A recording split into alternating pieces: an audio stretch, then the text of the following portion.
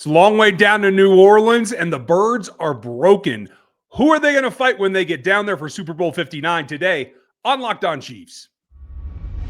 From the land of the free and the home of the Chiefs, this is the Locked On Chiefs podcast. Welcome back in, everybody. We're brought to you today by Game Time. Download that app, create an account, and use our code LOCKEDONNFL. It'll get you $20 off your first purchase, even if you're buying Super Bowl tickets, which I don't know, maybe you could try to do. We're going to find out. We have a great show for you today. We are going to go through everything we know as of Thursday evening. This is the kind of wrap up of preparation week before the teams actually go down to New Orleans. We're going to find out who's getting in the work now, who's making progress. We'll go through that later in the show, as well as fighting the distractions that go into this game, both next week and this week. We'll start with the fact that the Chiefs are going to face some broken birds and what that means on that injury report, as well as everything else. I'm Ryan Tracy, the founder of Rogue Analytics and Performance Consulting. That's RAPC, as well as NFL 33 and RGR Football. I am joined by my partner, Chris Clark, over there. I actually did it right and then backed out of it, over at KC Chiefs Corner. You can find all of his work there as we break down not just this team, but how this team fits within the bigger league all the way around. It has an effect. An effect is what we're looking for, because as they get ready to face the Philadelphia Eagles, I don't even know if I can fit. If I tried to put it on screen, I don't know that I'd be able to fit the Eagles injury list today. No, you wouldn't. It's huge. And it is ridiculous how many people are on the injury list. Now, don't get me wrong. They've got three people on there that have just rest related. Although I guess there's one on there that has rest/ankle. So he's got a little bit of an injury. And another one with illness. So you would figure that he's probably going to be okay. It's just, sick for the day type thing. But that's a lot of do not practices. 1, 2, 3, 4, 5, 6, 7, 8, 9, 10 did not practice for the Philadelphia Eagles on Thursday. That is a whole lot. And if you look over to the right-hand side of your screen, so you see the Chiefs will face broken birds. Yes, that list is partial. We'll see who actually suits up, because the Chiefs are in a much better position. Only 5 people on the list. One of them is on IR, who happens to be practicing. And the only person who's slated to play in this game right now that didn't practice in full for the Kansas City Chiefs on Thursday is Juwan Taylor. Just kind of popped up, played, I think, an excellent game last week. I don't feel like there's anything to be too worried about that unless it was a significant injury. And it does look like it was a light practice for him, not anything super concerning. Yeah, and I do think that it's one of those things to watch. Obviously, we'll see. I would imagine it's never a good sign when you go from full to participant to limited. So that's not a great sign. But we're not going to know anything until Monday, more than likely. So at this point, we just got to hope that it's one of those situations where he just had a little bit of a tweak and he'll be fine and he'll be able to go on Sunday. We've talked about this as well. This is the time of year where you're going to play through stuff because you want to play in the Super Bowl. So it takes something pretty drastic to make sure he's not on the field. I say that, and then you look at the Eagles injury report and you're like, well, there's going to be a lot of them that are going to play, but that's a lot. It really is. A ton. The ones that stand out the most to me are that we've talked about this a little bit. Landon Dickerson as well as Cam Jurgens, both on the injury report. Jurgens is significant. He is their center. Huge. And I do think without him, their ability to run that tush push diminishes pretty greatly. Not that Dickerson can't do it if he is healthy, but they're listing him with a knee, and I thought it was more of an ankle. So that tells me that there's general lower body going on with Landon Dickerson. That's 2 of their starters that are banged up. And as the Chiefs get healthier, and granted, no one on the defense is on the injury report of any significance. They just had maybe their best defensive output in the front 4 in the last 2 weeks. Yep. They're peaking. Eagles are crumbling. Like this can't go much better right now for the Kansas City Chiefs in terms of what little you can get from an injury report, because as you said, guys will play through. Yeah, and I mean, the real injury report is going to be next week, because this is just, all these guys know what they're doing. They've got a game plan. They're going to be in the meetings. They're going to be, maybe they're not out there on the field and running through practice, but they've got a really good idea as to what's going to happen and what they're going to be doing against the Chiefs from the Eagles' perspective. So it's not as big of a deal next week's injury report will be a lot more telling.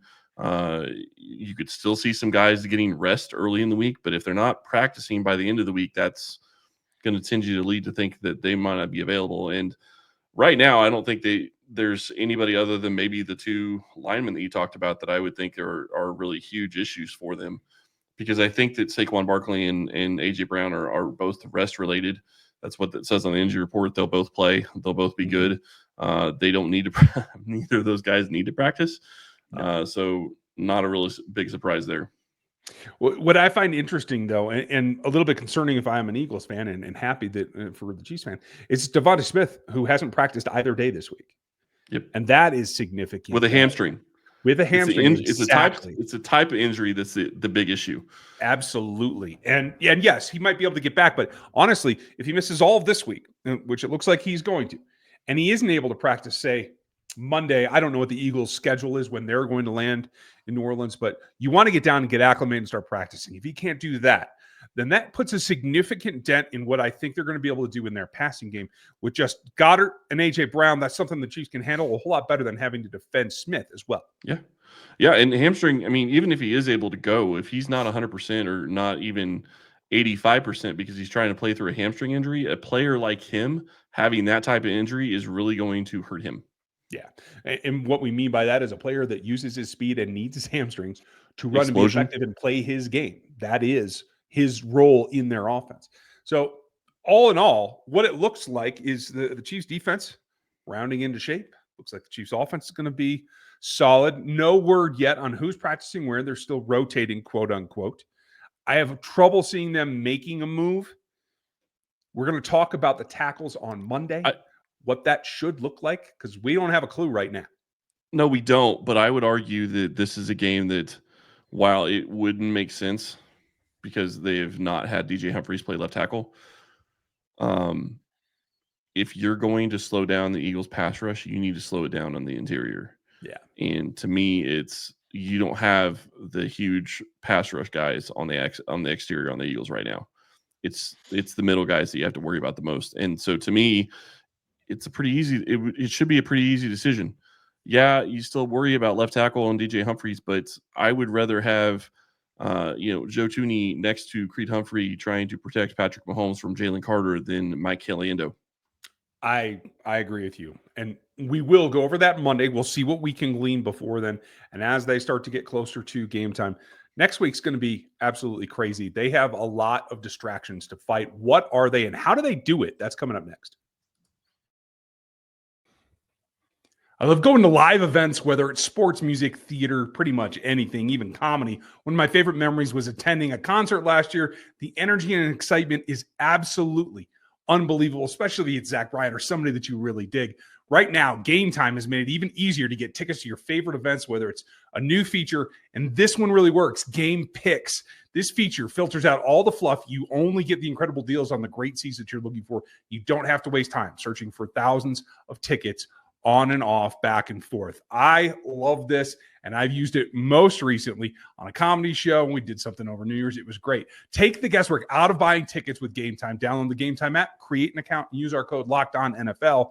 That'll get you $20 off of your first purchase. Terms do apply. Again, create an account and redeem the code LOCKEDONNFL for $20 off. Download Game Time today. What time is it? Game Time. And we are getting closer and closer to game time. A lot of things go into that. $8 million for 30 seconds of quote unquote game time. If you're wanting to advertise there, folks, I don't have that laying around, but if I did, it seems like a very, very steep price to pay. And that's the kind of thing that serves as a distraction. All these things that are being filmed and done and whatever. Patrick, Kels, Coach, they all got that stuff done in the summer, right? Maybe to the detriment, right? And now Creed and Xavier, sorry, I really like their Doritos commercial that they were playing during the game. That was funny. I mean, the Hy-Vee one isn't bad either. So, hey. Yeah. But all that said, is this team has dealt with that some. Now this is the coming week is the worst week for distractions when you're on site at the Super Bowl. Most of this team are old hands at that point. But you still have to fight some this week as well. And so you have to prepare mentally to get your work in now, get your game plan down now. They're still doing a little bit, but fighting the distractions next week becomes even harder. You're going to have open practices. People will be watching you. People will be filming you. You'll have cameras on 10-foot stick poles to try to get a glimpse of what your practice looks like. You're going to have all kinds of media engagements. Some of the players will even be talking to us. We'll see if we can get on there and ask some questions. Me and Sherm go back a long way, and it's all Super Bowl content. So we'll see what happens next. But that's so much to try to get done while you're trying to practice. The key is to stay focused when you're not out in that circus. And I think in a city like New Orleans, it's a little bit harder. I don't know how you feel, but every time I've been in New Orleans, I end up having a great time. But I'm out later than I want to be. I eat worse than I want to eat. Like, it is too easy to get distracted in that town. I don't disagree with you. And if Kansas City hadn't been to so many Super Bowls in the past couple of years, I think I would worry about it more. But to me, New Orleans is easily second or third or fourth place, whatever you want to call it, to Vegas. And Kansas City was able to get done in Vegas. So to me, I don't think it's going to be an issue. I think that you look at it, and I think that Kansas City is going to go in and they're just going to treat it like a regular game. Obviously, there's going to be differences. They're going to have the media days, like you said. They're going to be away from their families, or some of them will be away from their families. Some of them could have their families there. Mm-hmm. Patrick rented a place the last time when he was on quarterback. I mean, you got to see that. That was kind of cool to be able to see that. And so, some of those guys could have their families there the entire week. We'll see if that ends up being the case for whoever. But to me, I think that this is a situation where I'd say 90% of the guys that Kansas City has on the roster already have an idea of what's going to happen. And I say that even like a Hollywood Brown and a DeAndre Hopkins may not know exactly to the level it's going to be, but they're professional enough to know they have to take care of business and they're going to be fine. It's the rookies that you'd maybe have to worry about, but the rookies from last year are going to be keeping the rookies from this year in line. I guarantee you. And Patrick Mahomes and the leaderships on this team is not going to let guys get out of place in this games or in this scenario. And it's pretty simple. You're there for one reason. You can go back to New Orleans whenever you want. You're about to have a couple months off where you can go back to New Orleans and have a lot of fun and stay up as late as you want. Don't do stupid stuff. Just you can stay up and have fun, but be smart about this. Take advantage of everything you can. Do everything that you can. That is the bigger thing that I think is going to be a key is, can you stay in your habits that you do normally when you're in town and when you're at home? Can you stick with what you normally do? If you can do that, I think it helps. I think that's a really good point. And in habit forming and habit follow through is really important. It ties in, like, you generally want to see your family when you can. That breaks your routine. One guy that I don't think possibly could see his whole family is Justin Reed. And he came out today and said that he needs 30 tickets to this Super Bowl and that it'll eat up his entire Super Bowl bonus. I'm going to look right now because I don't know what that is right off the bat. But can you imagine, like, you have so many people because he's from the area that are going to be at that game that you're basically going to get nothing for playing in it. I get it, though. Like, well, I can't remember what their Super Bowl bonus is. I know it's not like, that sounds like a lot of money, but I think playoffs are only like $12,000. They get a $12,000 check during the playoffs. So I don't know what the Super Bowl winner gets. Maybe $100,000. I don't know, but it's yeah. I mean, it's kind of crazy. I mean, there's lots of things to look at and go, okay, well, how is this going to work out? But 30 tickets to the Super Bowl, I mean, you're talking about they're going to get it at a normal cost versus people that are paying, $10,000 for a seat. Yeah, it's crazy. Those tickets are so inflated that you better get something distracting for it if you're going to spend that kind of money on it. But it, again, is one thing that takes away from the ball game. So getting there is important. It looks like you have a number in mind. 87,000 if you lose, 164,000 if you win. Now, And yet, I will say, I am curious, like, and this is the numbers nerd in me going nerdy for a second, but I am curious who gets that 164,000. Like, is it just the people that are active for game day? Is it anybody on your active roster? Because there are all these roster rules, and do your practice squad players get that kind of money too? I mean, are they just getting the normal practice squad check? How's all that work? I do believe you would probably have to be active for the ball game, because practice squatters, when they get elevated to the 53, they get a full game check.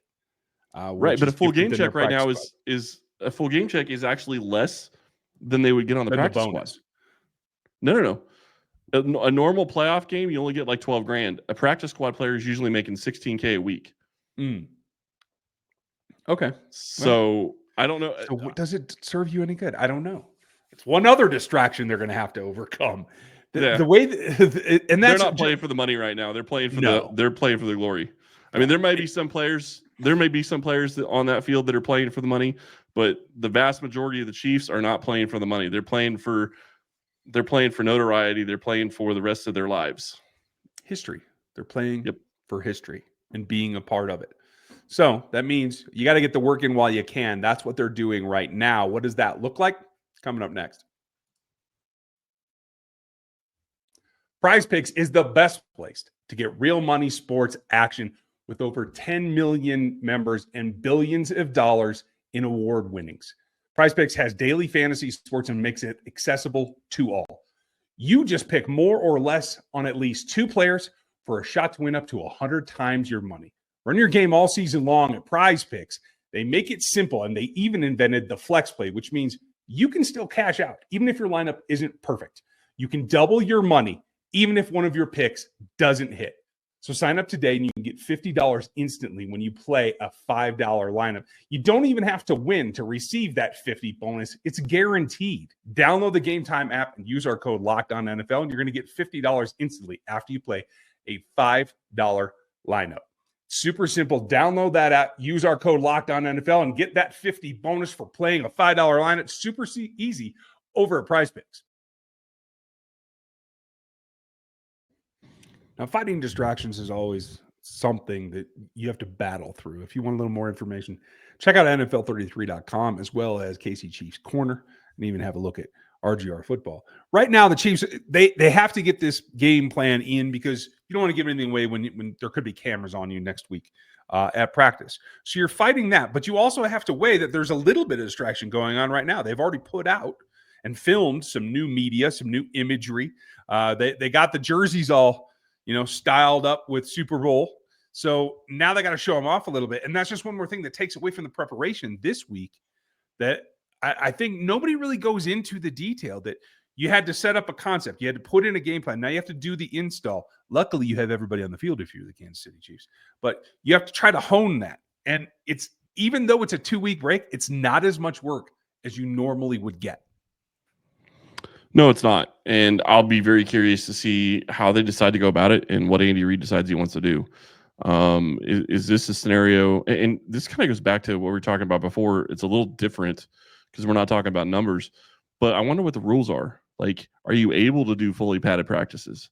Or do you have to go shells? Like, can you do those types of things this time of year? Because there are limits during the regular season. You can only have so many regular practices a week or I think it's a season. So you have to decide when you're going to have those. How are you going to play those in? How does that work in the postseason? I don't know what the answer is. I'm going to have to do some research and look at that, and maybe we'll talk about it later. But the reality is it's a big question. In some ways, this is not a scenario where you want them to be going all out and being in a scenario where they could injure themselves. But at the same time, they haven't played a lot in the last month and a half. Like, that's the other reality of this. Is like, they're healthy, but they're healthy because they haven't really played. They've played enough to win 2 games, but really most of them haven't played a full 3 games in a month? Month and a half almost? Yeah, maybe 2 when you talk about week 18. So yeah, there's a lot to it. So what do you do right now? How do you get work in right now? You took care of your body. You had a pretty beat up match with the Bills. I'm sure everybody came away there feeling good because of the win, but You can't really limit the drag on the body. So you've been doing rehab. You've been trying to get everything ready there. You've been in the meeting room setting up the game plan, trying to work on your technique. Obviously, as we'll talk about the tackles next week, you're probably trying to figure that out. A little bit of shifting, a little bit of change of lineups, probably rotating a little bit at the corner positions as well. I was a little surprised to see Najee Johnson play as much as he did last week. Joshua Williams played none at all. You got to think that those guys have been back and forth so much this season that they're probably getting some work in now to try to determine who's going to go in Super Bowl 59. But it's all got to lead towards the same path, and that's getting ready. And I would assume if they're going to be a padded practice, it is either today or likely tomorrow, because next week it's going to be all walkthrough. You don't want to be hitting, I think, the week before, especially with a team like this that really is reaping the advantage of being healthy and being rested. Yeah, and I do think that that's a great point. And I'm wondering, maybe they're not going to go with padded practice. I mean, Reed knows what has worked for him before. That's the other part of this is Kansas City's been here so many times lately. They have an idea, like we talked about yesterday on yesterday's show. They have an idea of what they're going to do when they're in New Orleans. They have an idea of what they're going to be doing in their prep to get ready for the Super Bowls and to try to get themselves in the best position that they could possibly be in to win another Super Bowl, to hoist another Lombardi, to get Andy Reid another Super Bowl win, to get Patrick Mahomes his third in a row, and Travis Kelce get another Super Bowl. I mean, the rarefied air and the history that you're talking about here, especially with the core players and especially with some of your core leadership. I mean, you look at Patrick Mahomes, Travis Kelce, Chris Jones, all those guys. This is their legacy. It is. I mean, obviously all three of them, I think, are Hall of Famers. I think Chris Jones is a Hall of Famer. He could end up that way. Well, yeah. But if he gets another Super Bowl right now, yeah, he could be a first ballot Hall of Fame type player, especially depending on the impact he has in the game. That's going to be a bigger key, is because he hasn't had huge impacts in the playoffs. I'd argue his batted balls have been underrated in that fact, by the way. No, I don't disagree with that. But when you talk about sacks, that hasn't been something he's gotten. Pressures, yes. And by all means, I'm not saying he's not producing. He is producing. He's producing pressure. He hasn't gotten the sacks, and that's fine. And batted balls help as well. The reality is that unfortunately, people look at that sack stat, and that is what they judge players on, whether or not it's fair or not. To me, like I said, I think he is easily a Hall of Famer at the end of his career with the way he's going right now, because I don't think he's over in the next 2 years at least. So I think he's going to continue, and his sack totals will continue, and that's really what's going to get him there. But winning 3 Super Bowls in a row, I think, pretty much solidifies you as maybe a first ballot guy, even above a guy like Aaron Donald, because he's the leader of that defense. I mean, this defense is going to be one of the reasons why they're going to win a Super Bowl. Patrick Mahomes is fantastic. He's the best player in the NFL, and is probably going to be chasing Tom Brady for a very long time over the next couple of years. But right now, if he gets to 3 in a row, Brady could never do that. Brady never even got to a 3rd game in a row. Right. He's already done something Brady has never done, and he could end up having 4 Super Bowls in 5 tries. That's, I mean, you're batting 800. I mean, nobody's going to bark at that, right? Right. It is the way that it is. And the question is, how long is he going to play? Yeah, that is very true. And how long can he continue to do what we've seen this year in replenishing it and getting guys that can come back? Just like Hollywood, been back a few weeks, just a couple weeks of the regular season, right? Saw sporadic use, obviously 2 playoff games, but can you keep rolling that so that you end up peaking like you are right now? So that this week, when you're getting to work, you're actually getting things done, and you're not where the Eagles are, where you can't really put in your game plan, where you can't really complete your install because half your players are on the sideline.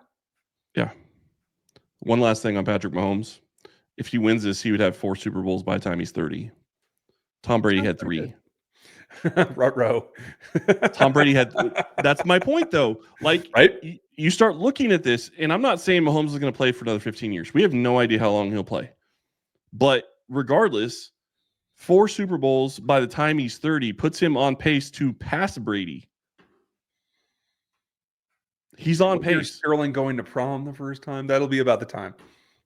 Yeah. It's crazy. Like 2 years ago, we started talking about could Mahomes catch Brady. Now, if he does this, and I remember talking last year, Nick Wright had a great segment about this. And you could probably go out there and look on it on First Things First. He had a great segment talking about where Mahomes ranks compared to Brady at the age. And Mahomes is beating him in everything. Now, whether or not that ends up being the case and whether or not he can get to more Super Bowls or the same amount of Super Bowls, who knows? But Brady was 70%.